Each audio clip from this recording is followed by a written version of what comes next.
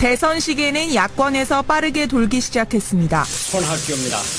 이 일을 위해서 모든 것을 내려놓겠습니다. 당직도 버리겠습니다.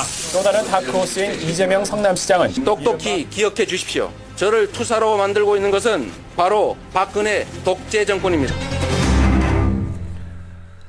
대선을 1년여 앞두고 있습니다. 이제 정치권이 본격적으로 요동을 치는군요. 정계복귀 선언도 나오고 제3지대를 모색한다는 얘기도 자꾸 나오고, 이런 가운데 이재명 성남시장이 의미 있는 지지율을 확보하면서 야권 잠룡 3위권까지 지금 치고 올라왔습니다.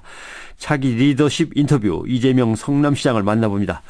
이 시장님 안녕하십니까? 네, 반갑습니다. 기자들이 모인 자리에서 이제 성남시 이재명 시장을 이제 주제로 삼으면, 예전에는 혁신적인 행정 또는 뭐 빈곤층의 부채 탕감 이런 얘기가 이제 나왔는데, 이제는 뭐 단연코 대선 얘기가 나옵니다. 지지율이 늘었다는 걸 피부로 느끼십니까? 뉴스쇼에서도 자주 불러주시고 또 실제로 현장에 가보니까 만나는 분들 반응이 좀 다른 것 같긴 합니다. 예. 네. 근데 대권 도전 선언을 하신 거예요? 지금 안 하신 거예요?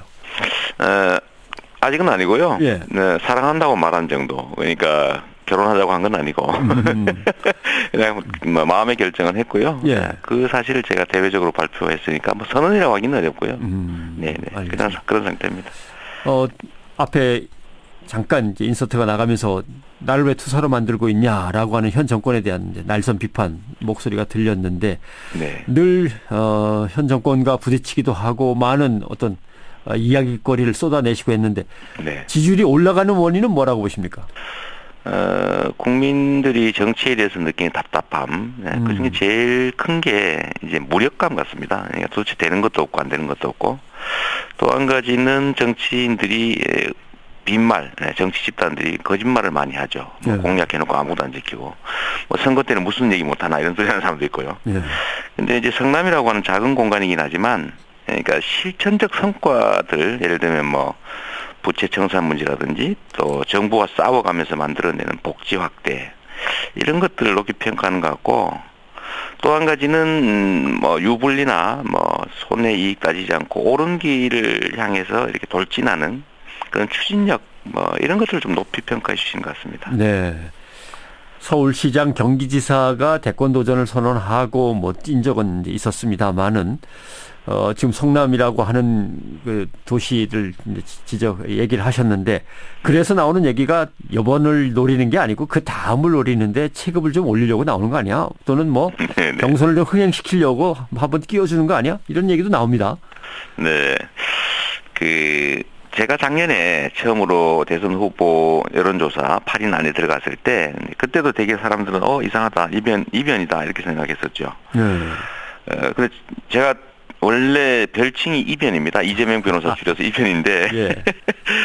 그때도 이변이라고 생각했고, 지금 5%대를 이제 뭐 넘어설 듯 말 듯하고, 뭐 일부러 넘어서고 하는 이 상태도 사실 이변이거든요. 예.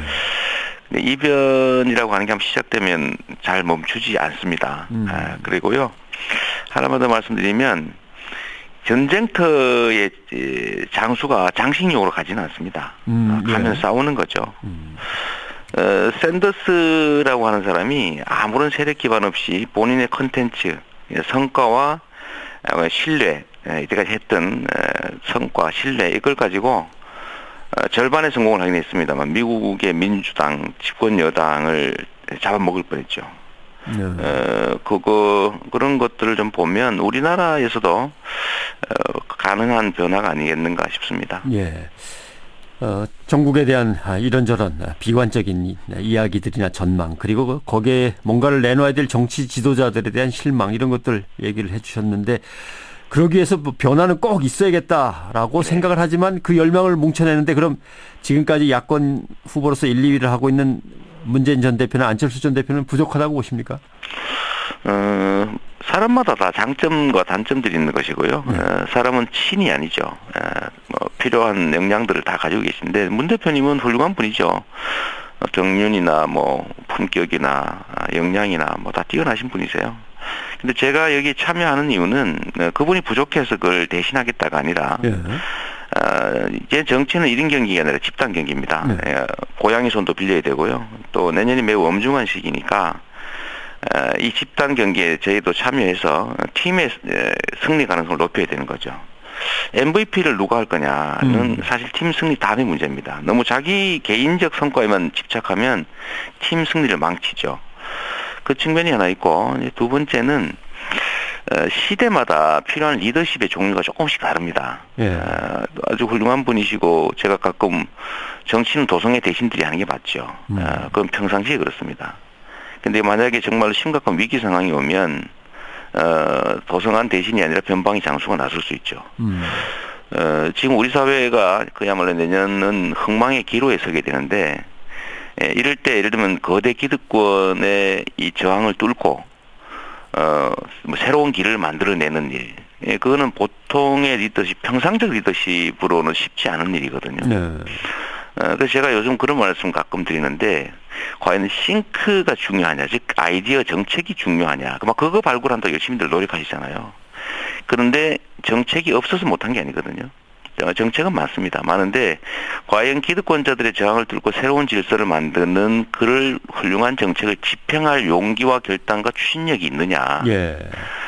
그 위기 상황, 비상 상황에는 돌파형 리더십이 필요합니다. 새로운 리더십이 필요하다. 네, 네 알겠습니다. 뭐 새로운 게 아니라 돌파형. 돌파의. 네. 예, 관리형이 아니라는 거죠. 네, 알겠습니다. 그런 측면에서는 제가 조금 더 낫지 않을까 그런 생각하는 거죠. 여러분은 현재 야권 대선 후보 1위 문재인 전 대표, 2위 안철수 전 대표, 그리고 3위 구원의 이제 박스권을 형성하고 있는데 첫 번째 이름을 올리고 있는 이재명 성남시장과 인터뷰를 듣고 계신다. 자, 어제 야권 지각 변동이 좀 있었습니다. 손학규 전 지사가 정계 복귀를 선언하면서 민주당을 또 탈당했습니다. 네. 새 판 짜야 된다라고 하는데 이 새 판 짜는 걸 어떻게 보십니까? 저는 국민의 열망이 정치인들의 열망을 넘어서는 상태라고 봅니다. 그러니까 정치라고 하는 게 지금까지는 국민을 동원하는 것이었다면 이제는 국민들이 주체가 돼서 정치를 강제하는 상황으로 왔는데 미국의 대선 상황이 실제로 그렇죠. 우리도 사실은 그 정치권이 국민들의 이 열망과 분노와 좌절을 반영하지 못하고 있어요. 정치인끼리 이합집산하고 있지 않습니까, 주로? 그런데 저는 제3지대라고 하는 것도 완전히 배관시할 필요는 없고, 야권 통합이나 아니면 새로운 변화의 열망을 담아낼 수 있다면, 누군가를 배제하는 방식이 아닌 전제로 저는 필요하다고 생각해요. 야권 전제나 후보 단일화 국민들이 원하는 것이고요. 어떻게든지 이겨서 바꿔야 된다가 국민들의 그 꿈이니까 그걸 배신하면 안 되겠죠. 그 측면에 우리 손 대표님이 좀 역할을 해주시면 좋을 것 같습니다. 그러나 당 내에서 여러 잠룡들이 경쟁을 통해서 누군가 한 사람이 뽑히는 게 아니고 제3지대에서 여기저기서 나온다고 한다면 야권 분열, 대선 필패 이렇게 걱정하는 사람들도 있습니다. 그게 이제 국민들 입장에서 보면 답답한 일이고요. 근데 3자, 4자 이런 식으로 분열돼 가지고 선거를 치르게 하면 안 되겠죠. 정치인들이 그런 부분에 대한 욕심을 버려야 됩니다. 자기 이익 보겠다고 국민들의 열망을 깨면 안 되겠죠.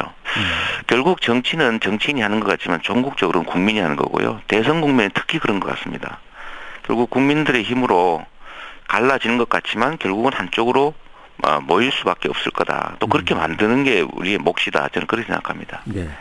다음 대선이 이제까지의 대선과는 어떤 점이 확연히 다를 것이다. 이렇게 예측하시는 게 있는지요? 전 두 가지 측면에서 다를 거라고 보는데요. 첫째는 국민들이 정치인들이 제시하는 몇 가지 객관식 답안지 중에 강제로 싫어하면서도 어쩔 수 없이 선택하던 이런 동원 정치가 끝날 거라고 보고요. 국민들이 횡적인 네트워크를 만들어서 스스로의 주장을 조직하고 강요하는 상태가 올 겁니다. 일부 이제 그런 현상이 있고요. 이번 4.13 총선도 사실 비슷하죠. 정치권이 예상하지 못한 결과를 만들어내지 않습니까? 네. 두 번째는 정치인들에 대한 자신들의 대리인에 대한 선택 기준이 바뀝니다. 고소성장 사회에는 기회가 많기 때문에 화려하고 멋있는 걸 고르죠. 왜냐하면 실패해도 또 고를 수 있으니까요. 근데 이 저성장 사회에서는 기회가 적어서 실패하면 끝이 납니다. 참 문제가 심각해지죠. 그래서 소비가 검소해져요. 정치적 선택도 매우 신중해지는데 그 첫 번째 징조가 2014년 7.3일 재보궐선거입니다. 그전에는 유명하면 다 당선됐거든요. 근데 유명한 사람은 여기저기 왔다 갔다 다 떨어졌습니다. 국민들이 내용을 중시하게 된 거죠. 예를 들면 전에는 고관 대작들의 과거 경력을 매우 중시했어요. 예. 전에 뭘 했고. 근데 지금은 그 사람이 과연 그 지위와 권한을 가지고 그때 뭘 했느냐, 예. 실제 실력이 있느냐, 실제 성과를 냈느냐. 말은 많이 하고 좋은 정책은 많이 제시하는데 실제로 실행할 가능성이 있느냐, 그 증거가 뭐냐. 즉 살아온 삶과 그 지위와 권한으로 만들어낸 성과를 중시하는 사회로 바뀌는 거죠. 네, 알겠습니다. 네, 네. 하나만 더 여쭤보겠습니다. 시간이 많지는 네. 않습니다만. 네. 우병우 수석에 대한 논란, 최순실 게이트, 뭔가 좀 새로운 뭔가 또 변화가 일어날까 했는데 대통령은 어제도 인신공격성 논란 벌어지면 안 된다라고 하는 쪽으로 뭔가 새로운 돌파구가 아니라 막아버리는 듯한 발언을 하셔가지고 네. 이 게이트 사태를 어떻게 풀었으면 좋겠습니까?